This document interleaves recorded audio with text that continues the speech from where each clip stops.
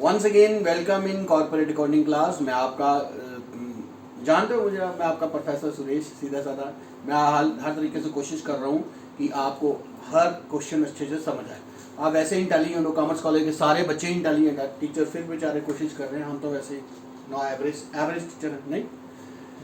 ठीक है, answer of पढ़ाई करो पढ़ाई। अब देखो, मैंने आपको इसका yesterday I have सेंडेड you about types of meaning of liquidation and methods of liquidation. तो लिक्विडेशन के मेथड बेसिकली 3 हैं। तो members voluntary binding up, creditors और एक और है। तो मैं आपको पहले पूरे पॉइंट क्लियर करवाता हूँ। Members voluntary binding up, members voluntary binding up का मतलब है कि जब कंपनी की फाइनेंशियल पोजीशन स्ट्रांग है और सारे मेंबर एग्री हैं, तो वो रेजोल्यूशन पास करता है कि हमने कंपनी को बंद करना है, कंपनी की सारी एसेट्स बेच के लोगों का पैसा देके जो बचेगा आपस में बांटना, उसको हम कहते हैं मेंबर्स वॉलंटरी बाइंडिंग अप। किसी तरह का कोई झगड़ा नहीं होता है, हैप्पीली उनका बिजनेस सेटल हो जाता है। सबसे पहला पॉइंट ट्रिक के तौर पर याद करने, आपने नोट भी कर लिया होगा मुझे पता है। साउंड फाइनेंशियल पोजीशन, जरूरी है ना कि कंपनी की फाइनेंशियल पोजीशन खराब है। नो, कंपनी बड़ी अच्छी चल रही थी, लेकिन मेंबर कहते हैं नहीं, हमने अब अपना अलग अलग बिजनेस शुरू करना है। तो सारे मेंबर्स ने फाइनेंशियल कंपनी की फाइनेंशियल पोजीशन अच्छी है तो डिसाइड किया मेंबर्स वॉलंटरी बाइंडिंग अप। अच्छी फाइनेंशियल पोजीशन होते हुए भी उन्होंने क्या किया कि कंपनी की सारी चीजें बेची और एसेट्स वगैरह बेच के जितना पैसा है उधार का पैसा लोगों का क्लियर किया और बाकी पैसा अपन डिस्ट्रीब्यूट कर लिया।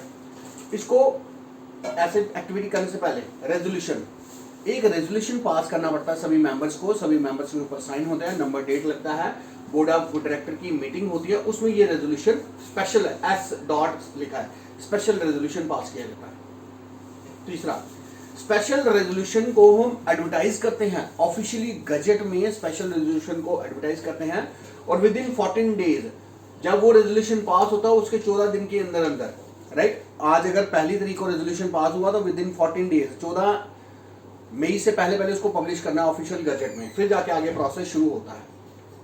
Fourth point, in general meeting one more, general meeting में हम एक लिक्विडेटर या एक से ज्यादा लिक्विडेटर को भी अपॉइंट कर सकते हैं और उसकी सैलरी के बारे में हम फिक्स करते हैं विद इन 5 वीक्स के अंदर अंदर में वो भी डिसाइड करना होता है।